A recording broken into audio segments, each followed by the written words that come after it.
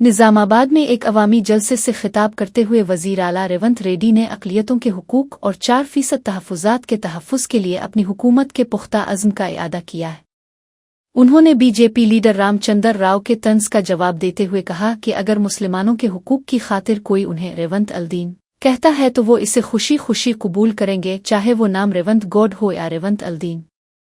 रेवंत रेड्डी ने याद दिलाया कि कांग्रेस ने हमेशा मुसलमानों के मुतालिबात पूरे किए हैं, जिसकी मिसालें मुल्क को मुस्लिम सदर देना और 7 मुस्लिम वज़राए आला बनाना है। उन्होंने साबिक़ क्रिकेटर अज़हर अल-दीन का जिक्र करते हुए कहा कि उन्हें बग़ैर रुकन असेंबली बने वज़ीर बनाया गया और बहुत जल्द उन्हें MLC का ओहदा भी दिया जाएगा। वज़ीर आला ने जोर देकर कहा कि उनकी पार्टी ने हमेशा अक़लियतों को उनका जायज़ मकाम दिया है और वो फ़िरका वाराना सियासत के बजाय सबको साथ लेकर चलने पर यकीन रखते हैं। उनके इस बयान ने रियासत की सियासत में सेकुलरिज़म और सियासी वफादारियों के हवाले से एक नई बहस छेड़ दी है। जगह पे मुसलमानों के और 4% जो रिजर्वेशन हमने दिया, 4% रिजर्वेशन बचाने के लिए हम लोग मेहनत कर रहे हैं। मुसलमानों को जो जब जरूरत है सब कुछ कांग्रेस पार्टी ने दिया। इस देश को राष्ट्रपति मुसलमान को कांग्रेस पार्टी ने बनाया। 7 मुख्यमंत्रियों को इस देश में कांग्रेस पार्टी मुसलमानों को बनाया। मेरा कैबिनेट में शब्बीर भाई को मंत्री बनाने के लिए निजामाबाद अर्बन चुनाव में हम चुनाव लड़वाए। मैं कामारेड्डी, मेरे लिए शब्बीर भाई ने कुर्सी छोड़ा था कामारेड्डी असेंबली में, मगर हम केसीआर को हराए, हम नहीं जीत सका। आप लोग शब्बीर भाई को नहीं जिताया। फिर भी मुसलमानों को मंत्री बनाने के लिए मोहम्मद अजहरुद्दीन को बिना MLA बिना MLC हम मंत्री बनाए। कल परसों हम उनको भी MLC बनाने वाले हैं। इसीलिए इतने सारे 8 मुसलमान माइनॉरिटियों को हम लोग कारपोरेशन चेयरमैन बनाए। मतलब ये सरकार में बराबर मुस्लिम माइनॉरिटी को हिस्सा दे दिए। उनका हक है, उन लोगों का हक उनको पहुंचा दिए। इसीलिए आज कोई मुसलमान के भाई रेवंत को रेवंतुद्दीन कहे तो भी मेरे कोई परवाह नहीं है। मैं इसको अच्छी तरीका से मैं स्वीकार करता हूं। भारतीय जनता पार्टी रामचंद्र राव रेवंतुद्दीन अन्नाవు కదా, నాకేం ప్రాబ్లం లేదు। రేవంత్ గౌడ్ అయినా, రేవంత్ మాదిగ అయినా, రేవంత్ ముదిరాజ్ అయినా, రేవంత్ యాదవ్ అయినా, సర్దార్ రేవంత్ సింగ్ అయినా, లేకపోతే రేవంతుద్దీన్ అయినా నాకేమీ అభ్యంతరం లేదు। అన్ని కులాలను అన్ని మతాలను సమన్వయం చేసుకొని రాష్ట్రాన్ని పరిపాలించి రాష్ట్ర ప్రజలకు సంక్షేమాన్ని అమలు చేసి రాష్ట్రాన్ని అభివృద్ధి పదం వైపు నడిపించి దేశంలోనే నెంబర్ 1 రాష్ట్రంగా తెలంగాణను నిలబెట్టే అవకాశం 4 కోట్ల ప్రజలు ఇచ్చిండ్రు। నేను గర్వంగా ఫీల్ అవుతా రామచంద్రరావు గారు। కానీ నేను నిన్ను ఒక్క మాట అడగదలుచుకున్నా, నీ పక్కల కూర్చున్న కిషన్ రెడ్డి ఎవరయ్యా? तेलंगाना के वजीर पूनम प्रभाकर ने बल्दियाती इंतखाबात में बीजेपी और जनसेना के दरमियान होने वाले इंतखाबी इत्तेहाद पर सख्त रद्द-ए-अमल का इजहार किया है। उन्होंने तनकीद करते हुए कहा कि बीजेपी ने ऐसे शख्स से हाथ मिलाया है जिसने माजी में तेलंगाना की तहरीक और सकाफत की तौहीन करते हुए इसे नारियल के दरख्तों की नज़र जैसे अल्फाज से निशाना बनाया था। वजीर मौसूफ ने इल्ज़ाम लगाया कि मरकजी बजट में तेलंगाना को फंड्स फराहम न करने वाली बीजेपी अब रियासत दुश्मन अनासिर का सहारा लेकर अपनी सियासी ज़मीन तलाश करने की कोशिश कर रही है। उन्होंने अवाम को खबरदार किया कि वो पवन कल्याण की इंतखाबी मुहिम से होशियार रहें, क्योंकि रियासत के खातिर कुर्बानी देने वाले तहरीककार उन्हें हमेशा तेलंगाना का मुखालिफ ही तस्लीम करेंगे। पूनम प्रभाकर के मुताबिक ये इत्तेहाद रियासत के वक़ार और खुददारी पर हमला है, जिसे यहाँ के बाशऊर अवाम कभी कबूल नहीं करेंगे। उन्होंने बीजेपी से सवाल किया कि वो किस बुनियाद पर तेलंगाना मुखालिफ क़यादत के साथ मिलकर वोट मांग रही है, जबकि मरकज़ ने रियासत के साथ मुसलसल नाइंसाफ़ी की है। ఫెడరల్ సిస్టంలో ప్రజాస్వామిక భారతదేశంలో ఎవరు ఎక్కడికైనా పోవచ్చు, ఎవరు ఎక్కడైనా కూడా రాజకీయాల్లో ఉండొచ్చు। కానీ ఆ ప్రాంత ప్రజలను అవమానపరుస్తూ ఆ ప్రాంత ప్రజల యొక్క ఆకాంక్షకు వ్యతిరేకంగా పోరాడి తెలంగాణ పట్ల పూర్తిగా చులకన భావంతో మాట్లాడి తెలంగాణ వేర్పాటువాదంగా చూపెట్టినటువంటి పవన్ కళ్యాణ్ గారు, కోనసీమలో కొబ్బరి చెట్లు ఓడిపోతే తెలంగాణ వాళ్ళ కన్న దృష్టితో ఓడిపోయినటువంటి పవన్ కళ్యాణ్ గారు తెలంగాణలో అభ్యర్థులు పెడుతూ భారతీయ జనతా పార్టీ తోటి ఒత్తుగా ఎన్నికల ప్రచారం కొనసాగిస్తాడంటే ఇది పూర్తిగా తెలంగాణ ప్రజలను అవమానపరచడమే. తెలంగాణ ప్రజలను కళ్ళు అంత దృష్టితోటి కోనసీమ కొబ్బరి చెట్లు ఎండిపోయినాయని మాట్లాడిన వ్యక్తి, అటువంటి వ్యక్తితోటి భారతీయ జనతా పార్టీ ఏ విధంగా పొత్తు పెట్టుకుంటుందో చెప్పాల్సిన అవసరం ఉంది. ఎన్నికల్లో ఓట్లు అడిగే ముందు భారతీయ జనతా పార్టీ తెలంగాణకు సంబంధించి గత 2 సంవత్సరాలుగా బడ్జెట్లో ₹1 నిధులు పెట్టిన అంశం మీద కూడా జవాబు చెప్పాల్సిన అవసరం ఉంది. ఇలా ఏం మాట్లాడకుండా మీరు తెలంగాణ వ్యతిరేకులుగా తెలంగాణ విభజనను ప్రధానమంత్రి స్వయంగా పార్లమెంటులో విమర్శించినటువంటి సందర్భంలో ఈరోజు మీరు మరి జనసేనతో తెలంగాణ వ్యతిరేక పార్టీతోటి పొత్తు పెట్టుకుంటే తెలంగాణ ఉద్యమకారులు, తెలంగాణ ప్రజలు, తెలంగాణ ఆకాంక్ష పోరాడిన ఉద్యోగ సంఘాలు, కుల సంఘాలు అందరూ ఒక్కసారి सुप्रीम कोर्ट ने अरकान असेंबली की नाअहली से मुताल्लिक दायर दरखास्त पर समाअत करते हुए इस मामले को मजीद 3 हफ्तों के लिए मुलतवी कर दिया है। अदालत उज़्मा ने इस मौके पर स्पीकर को सख्त हिदायत जारी करते हुए कहा है कि वो आइंदा 3 हफ्तों के अंदर इस मामले पर हतमी और वाज़ेह फैसला सादिर करे। अदालत ने खबरदार किया है कि अगर मुकर्ररा वक्त में स्पीकर की जानिब से कोई ठोस फैसला नहीं लिया गया तो इसे अदालत की तौहीन तसव्वुर किया जाएगा। इस हुक्म के बाद सियासी हलकों में खलबली मच गई है, क्योंकि नाअहली का ये मामला तवील अरसे से ज़ेर इल्तिवा है और अब अदालत ने बराह रास्त मुदाखलत का इशारा दिया है। कानूनी माहिरीन का मानना है कि सुप्रीम कोर्ट का ये सख्त मौक़िफ़ स्पीकर पर इखलाकी और कानूनी दबाव बढ़ा देगा ताकि जमहूरी अक़दार का तहफ़्फ़ुज़ हो सके। अब तमाम नज़रें स्पीकर के अगले अक़दाम पर लगी हुई हैं कि वो अदालत की दी गई मोहलत के अंदर क्या फ़ैसला करते हैं। इस फैसले की रियासत की पार्लिमानी सियासत पर गहरे असरात मुरत्तब होने की तवक्को है, क्योंकि ये कई मुंतखब नुमाइंदों के सियासी मुस्तकबिल का सवाल है। कांग्रेस के सीनियर रहनुमा और साबिक वजीर जीवन रेड्डी ने वजीर आला रेवंत रेड्डी के एक पुराने बयान पर रद्द-ए-अमल देते हुए इंतहाई अहम तबसरा किया है। उन्होंने याद दिलाया कि माजी में रेवंत रेड्डी ने पार्टी बदलने वाले मुनहरिफ अरकान असेंबली को पत्थरों से मारने की बात कही थी, लेकिन वो इस तशद्दुद के हक में नहीं है। जीवन रेड्डी ने अवाम और अपने हामियों से अपील की है कि वो कानून को हाथ में लेने के बजाय जमहूरियत के सबसे बड़े हथियार यानी वोट का इस्तेमाल करें।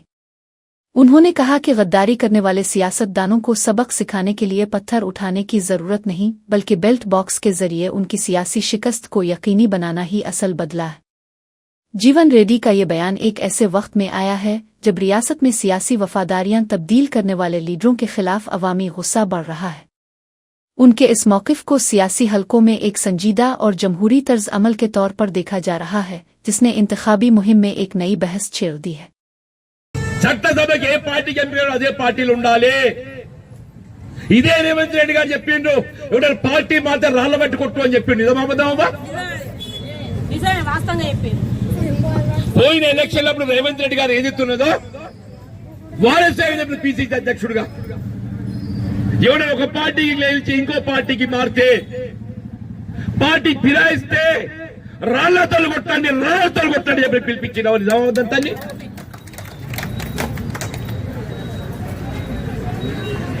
ఓటు అనే ఆయుధంతో కొడదామంటున్నా. రేవంత్ రెడ్డి గారు రాళ్లతో కొట్టు అన్నాడు, నేనంటున్నా ఓటు అనే ఆయుధంతో కొడదామంటున్నా. నేను अल इंडिया कांग्रेस कमेटी के सेक्रेटरी संपत कुमार ने जिला गढ़वाल के आइजा में एक अहम अवामी खिताब के दौरान फलाही स्कीमों के हवाले से बड़ी खुशखबरी सुनाई है। उन्होंने ऐलान किया कि रियासती हुकूमत रवां साल मार्च के महीने के बाद बुजुर्गों और मुस्तहकीन की पेंशन में इजाफा करके इसे 4,000 रुपये कर देगी और साथ ही ख्वातीन के लिए 2,500 रुपये की माली इमदाद की स्कीम का भी आगाज किया जाएगा। संपत कुमार ने वाज़ेह किया कि वज़ीर आला रेवंत रेड्डी गुज़िश्ता हुकूमत की छोड़ी हुई तबाहाल मईशत को तेज़ी से बेहतर बना रहे हैं ताकि तमाम इंतखाबी वादों को पूरा किया जा सके। उन्होंने अवाम को याद दिलाया कि कांग्रेस हुकूमत ने अपने मुख्तसर अरसे में ख्वातीन के लिए मुफ्त बस सफ़र और उंदीरमा मकानात जैसी बड़ी ज़मानतों पर अमल दरामद शुरू कर दिया है। उनके मुताबिक हुकूमत का अव्वलीन मकसद गरीब अवाम की माशी हालत को बेहतर बनाना है और इस समत में तमाम रुकावटों को दूर किया जा रहा है। इस बयान के बाद मकामी सतह पर अवाम में खुशी की लहर दौड़ गई है और पेंशनर्स अपनी बढ़ी हुई रकम का बेसब्री से इंतजार कर रहे हैं। నుంచి రేవంత్ రెడ్డి నుంచి, రేషన్ కార్డులు వచ్చినాయి కాంగ్రెస్ నుంచి రేవంత్ రెడ్డి నుంచి, ఇందిరమ్మ ఇండ్లు వచ్చినాయి కాంగ్రెస్ నుంచి రేవంత్ రెడ్డి నుంచి. దాదాపు 10 సంవత్సరాల అధికారం నుండి రేషన్ కార్డు ఒక్కటంటే ఒక్కటిలే, డబుల్ బెడ్రూమ్ అంటే ఒక్కటంటే ఒక్కటిలే. కానీ 2 సంవత్సరాల్లోనే ఇవన్నీ చేసుకుంటూ ముందుకు పోతా ఉన్నాం. అయినా ఇంకా చేయాల్సిన అవసరం ఉంది. వాస్తవం మాకు గుర్తుంది, మీ అందరికి 2,500 రూపాయలు ఇవ్వాలి, పెన్షన్ 4,000 రూపాయలు చేయాలి. మీ అమ్మ నీవెట్లయితే నీ భర్త సంపాదించిన ఆక్సంచులో పెట్టుకొని రూపాయి జమ చేసి ఎట్లయితే సంసారాన్ని నడుపుతావో అట్లే ముఖ్యమంత్రి రేవంత్ రెడ్డి అయ్యేటప్పుడు చిల్లి గవ్వలేదు రాష్ట్రంలో, 10 రూపాయలు కూడా లేవు. మొత్తం బుక్కేసిండ్రు, తినేసిండ్రు, మింగేసిండ్రు, ఆస్తులు సంపాదించుకున్నారు. కానీ అభివృద్ధి చేయలే, గల్లపెట్ట ఖాళీ అయింది. అసలు సందర్భంలో రేవంత్ రెడ్డి వచ్చిన తర్వాత గౌరవ ముఖ్యమంత్రి మెల్లగా ఇంటి సంసారం నడిపే గృహిణి ఎట్లయితే సంసారం కొరకు 10-20 జమ చేసి పిల్లల భవిష్యత్తును కుటుంబాన్ని ఎట్లా సాగుతుందో అట్లా ముఖ్యమంత్రి గారు మెల్లమెల్లగా తెలంగాణ రాష్ట్రాన్ని గాడిన పెడతా ఉన్నాడు, పట్టాలు ఎక్కిస్తా ఉన్నాడు. దాంట్లో భాగంగానే రేషన్ కార్డులు ఇచ్చినాం, సన్న బియ్యం ఇచ్చినాం, ఇందిరమ్మ ఇల్లు కడుతున్నాం, ఉచిత బస్సు ఇచ్చినాం, రుణమాఫీ చేసినాం, రైతు బంధు ఇచ్చినాం. ఈ రకంగా అన్ని చేస్తున్నాం. ఆ 2,500 గాని 4,000 రూపాయల పెన్షన్ గాని. जिला सिंगारेड्डी की इस्नापुर बल्दिया में इंतखाबी ज़ाब्ता अखलाक की खिली खिलाफ वर्जी का मामला सामने आया है, जहां बीआरएस कारकुनों ने वोटरों को लुभाने के लिए शराब तकसीम करने वाले कांग्रेस उम्मीदवारों के हामियों को रंगे हाथों पकड़ लिया। बताया जाता है कि वार्ड नंबर 12 और 14 के कांग्रेस उम्मीदवार गुडम सिरी सीलिम और गुडम बालअमनी के बेटे अपने साथियों के हमरा खुफिया तौर पर शराब बांट रहे थे। बीआरएस कारकुनों ने मुदाखलत करके इस गैर कानूनी अमल को रोका और मुताल्लिका अफराद को पुलिस के हवाले कर दिया, जिसके दौरान दोनों ग्रुपों के दरमियान शदीद तल्ख कलामी और हाथापाई भी हुई। कांग्रेस उम्मीदवार के हामियों पर इल्जाम है कि उन्होंने पकड़े जाने पर बीआरएस कारकुनों के साथ बदतमीजी और जबरदस्ती करने की कोशिश की। पुलिस ने मौके पर पहुंचकर सूरत-ए-हाल को काबू में किया और शराब की बोतलें जब्त करते हुए मामले की तहकीकात शुरू कर दी है। मकामी सियासी हलकों में इस वाकये के बाद कशीदगी बढ़ गई है और बीआरएस ने इलेक्शन कमीशन से सख्त कार्रवाई का मुतालबा किया है।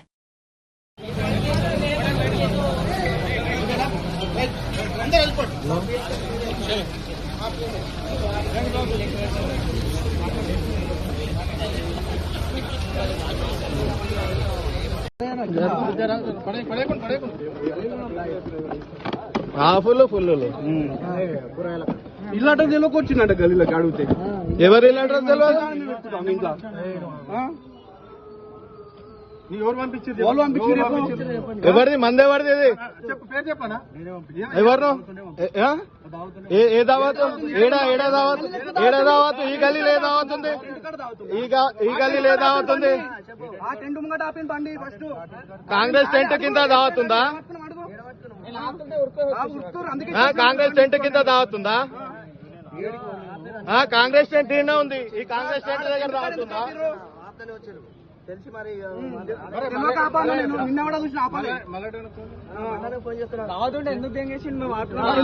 ఎందుకు ఊరుకున్నారు బండి బ్రేక్ పట్టుకుని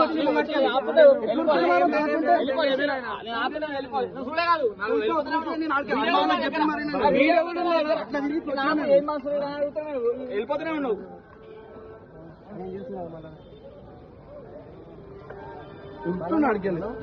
పట్టుకుంటే ఇల్లు అడ్రస్ తెలియక వచ్చిన ఇంకో బండి। जिला मीरचल के लाल गड्डी मुकपेट में इस वक्त शदीद कशीदगी फैल गई जब कांग्रेस और बीआरएस के कारकुनों के दरमियान पुरतशद्दुद झड़प हुई। ये वाकया इस वक्त पेश आया जब साबिक वजीर मिलुम रेड्डी अपनी पार्टी के उम्मीदवारों के साथ मशवरा कर रहे थे और इसी दौरान कांग्रेस के डीसीसी सदर वजरीश यादव ने मुबैना तौर पर एक इंतखाबी गाड़ी पर ऊंची आवाज में कांग्रेस के गाने बजाना शुरू कर दिए। बीआरएस कायदीन ने जब आवाज कम करने की दरखास्त की तो दोनों ग्रुपों के दरमियान तल्ख कलामी शुरू हो गई, जो देखते ही देखते हाथापाई में बदल गई। इल्जाम है कि इस दौरान वजरीश यादव ने मिलुम रेड्डी के करीबी हामी दहली पर मैश पर हमला कर दिया, जिससे सूरत-ए-हाल मजीद बिगड़ गई। मकाम पर मौजूद पुलिस ने फौरी मुदाखलत करते हुए दोनों ग्रुपों को मुंतशिर किया और किसी बड़े हादसे को टाल दिया। इस तसादुम के बाद इलाके में इजाफी पुलिस फोर्स तैनात कर दी गई है और दोनों जमातों ने एक दूसरे के खिलाफ पुलिस में शिकायत दर्ज करवाई है। मकामी इंतखाबी मुहिम में इस वाक़ये के बाद सियासी तलखी अपनी इंतहा पर पहुंच चुकी है।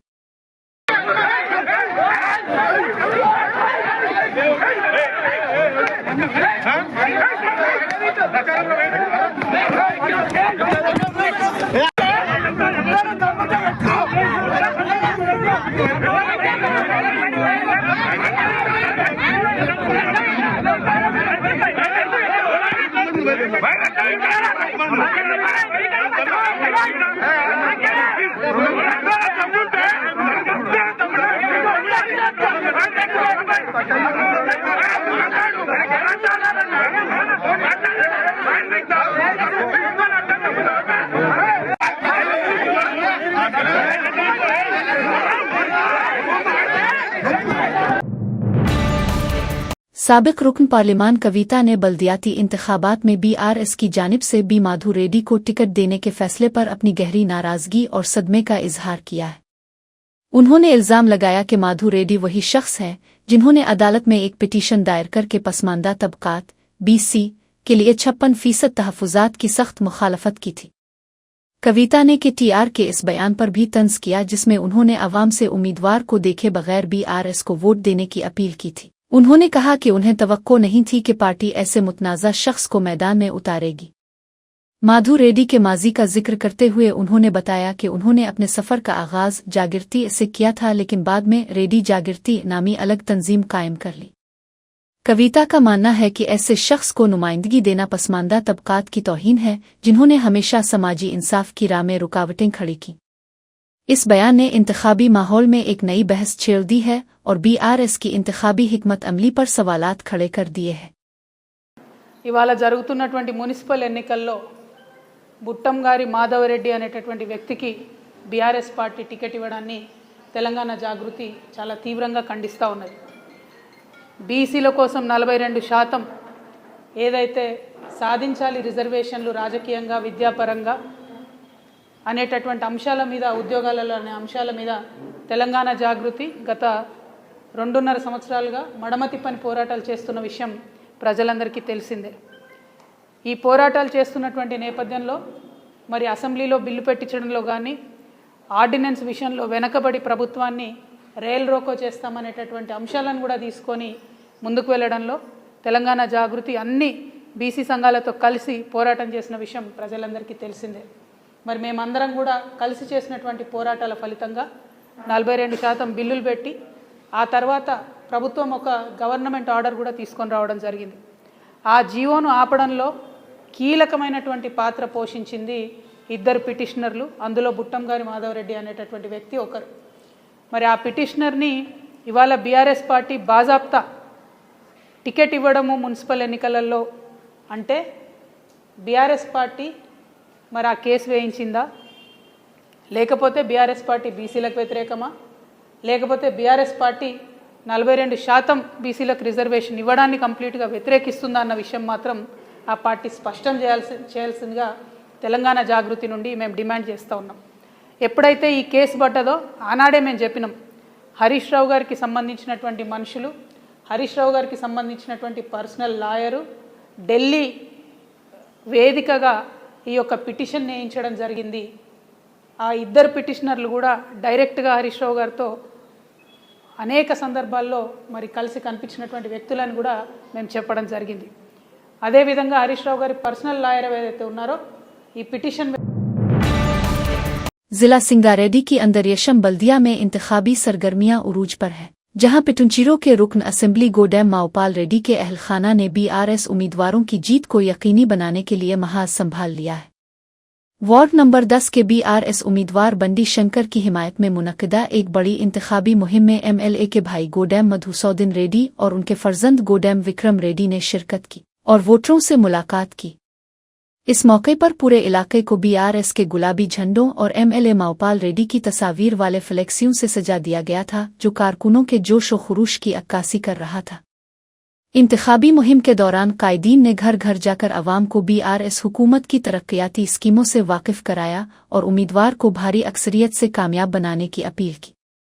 बड़ी तादाद में पार्टी कारकुनों और मकामी हामियों ने इस मुहिम में हिस्सा लेकर अपनी ताकत का मुजाहरा किया, जिससे इलाके में सियासी फिजा पूरी तरह BRS के हक में नजर आ रही है। खानदान के अफराद की इस सरगर्म शिरकत ने मकामी कारकुनों में नई रूह फूंक दी है और इसे BRS की इंतखाबी हिकमत अमली का एक अहम हिस्सा करार दिया जा रहा है।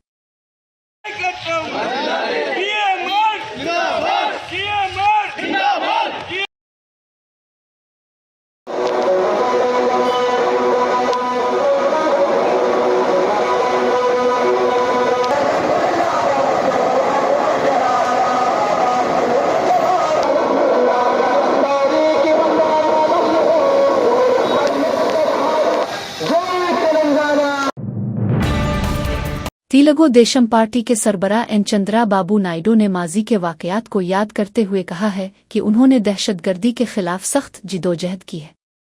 उनका दावा है कि एक दौर में हैदराबाद के गिरदोनवा में दहशतगर्दों की मौजूदगी की वजह से शहर की तरक्की बुरी तरह मुतासिर हो रही थी और सरमायाकारी रुक गई थी। नायडू के मुताबिक जब उन्होंने इन अनासिर की सरगर्मियों को गलत करार दिया और उनके खिलाफ महाज खोला तो उन्हें निशाना बनाने की कोशिशें की गईं। इसी मुखालफत के नतीजे में तिरुपति में उन पर एक हौलनाक बम हमला किया गया था, जिसमें वो बाल बाल बच गए थे। उन्होंने जोर देकर कहा कि उनकी जानलेवा खतरात के बावजूद की गई कोशिशों की बदौलत ही हैदराबाद आज एक आलमी शहर बन सका है। चंद्रा बाबू नायडू ने वाज़ेह किया कि रियासत की तरक्की और अमन व अमान की बहाली के लिए उन्होंने अपनी जान की परवाह किए बगैर कठिन फैसले लिए थे।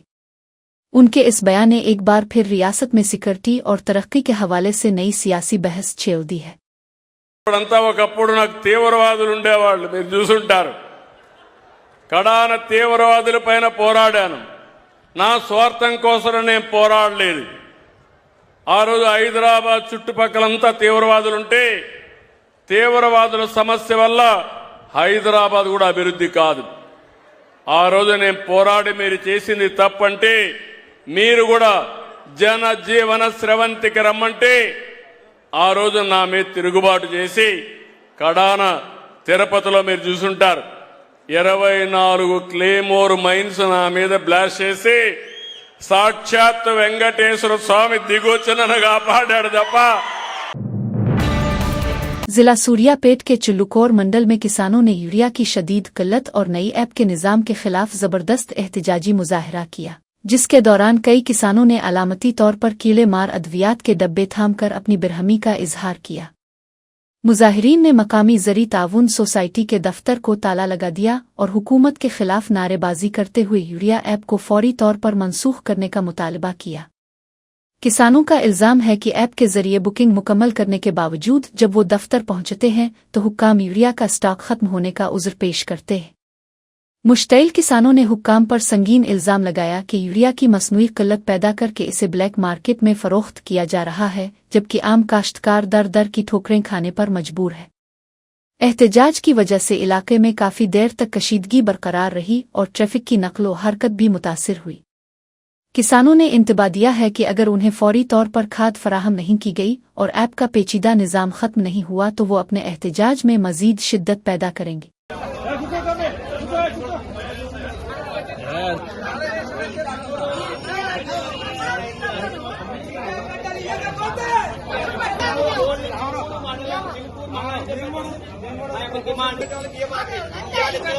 నేను మందు కట్టలకు 5-6 సార్లు వచ్చినా కూడా ఎదవరాళ్ళు వచ్చినా కూడా నాకు మందు కట్టలు అందటం లేదు। పెద్ద చెల్లులు ఉన్న తీసుకుంటారు, మాకు అసలు అందనే అందట్ల 10 రోజుల సంది మందు తాగి సావాలా మేము, లేకపోతే ఇంకేమైనా ఉరి పెట్టుకొని సావాలా, లేకుంటే బ్యాంక్ మూత వేయమంటారా, అది లోపల ఏమంటే వేస్తాం మేము, అది మతాలు ఇంతవరకు నువ్వేం చేయాలి। ఈ సెల్లులో నాకు రాదట, మరి నాకున్నది ఎకరం పొలం, ఈ ఎకరం పొలం తోటి నేను ఏం చేయాలి, ఈ మందు తాగి సామంటవా లేకోకుంటే మాకు మందు కట్టలు ఇస్తారా, మరి ఏం చేస్తారో చెప్పురి, అది కావాల్సింది తీసేస్తారా లేకుంటే మాకు మందు కట్టలు ఇస్తారా। ఆడవాళ్ళు మగ దిక్కు లేని వాళ్ళు మేమేం చేయాలి, ఆడ మీ వచ్చే మమ్మల్ని లెక్క చేయటం లేదు। रियासत आंध्र प्रदेश के जिला मशरकी गोदावरी में इस वक्त दहशत का माहौल पैदा हो गया जब मंडपीटा के इलाके कोरमापुरम में एक खूनखार चीता आबादी में घुस आया। यह दरिंदा खेतों से निकलकर इंसानी बस्तियों में दाखिल हुआ और एक कच्ची झोंपड़ी में जा छुपा, जिसकी इत्तला मिलते ही पूरे गांव में अफरा तुफरी मच गई। खौफ के मारे देहाती अपनी जानें बचाने के लिए घरों की छतों पर चढ़ गए, जबकि मकामी पुलिस और किसान हाथों में लाठियां लिए अपनी हिफाजत के लिए तैयार खड़े हैं।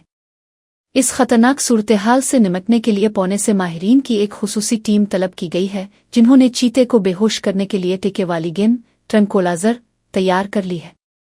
महकमा जंगलात के हुक्काम ने पूरे इलाके का मुहासरा कर लिया है, ताकि चीते को बहिफाजत पकड़कर दोबारा जंगल मुंतकिल किया जा सके और किसी जानी नुकसान को रोका जा सके। गांव के लोगों में शदीद खौफ व हरास पाया जाता है और इंतजामिया ने तमाम रिहायशियों को घरों के अंदर रहने की सख्त ताकीद की है।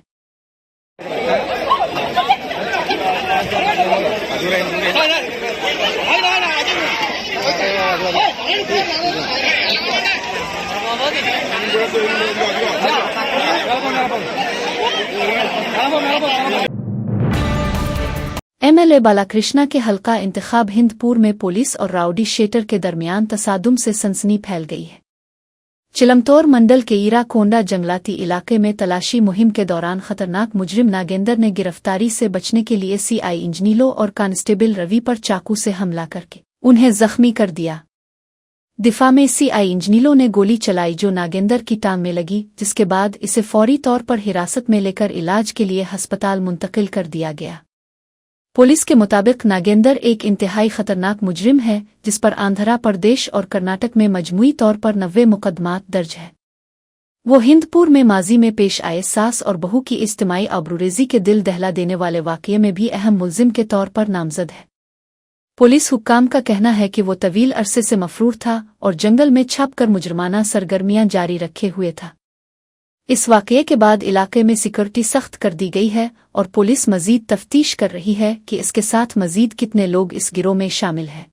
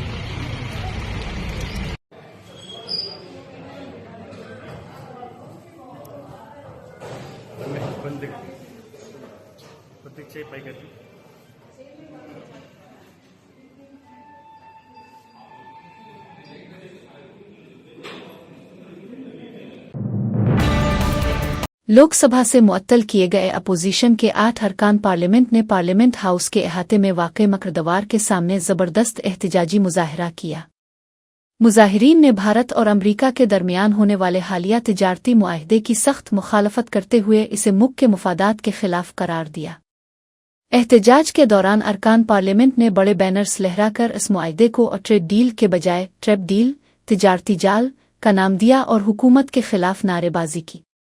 इस एहतजाजी मुजाहरे में कायद हिज़्ब इख्तिलाफ राहुल गांधी और प्रियंका गांधी ने भी शिरकत की और मुअत्तल शुदा अरकान के साथ यकजहती का इजहार करते हुए हुकूमत के रवैये की मजम्मत की।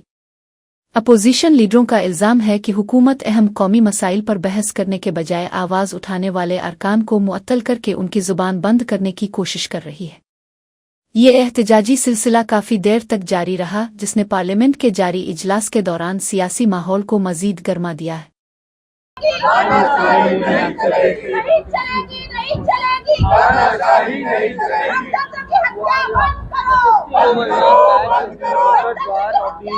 new parliament building, it is the Congress MPs holding a protest of the 5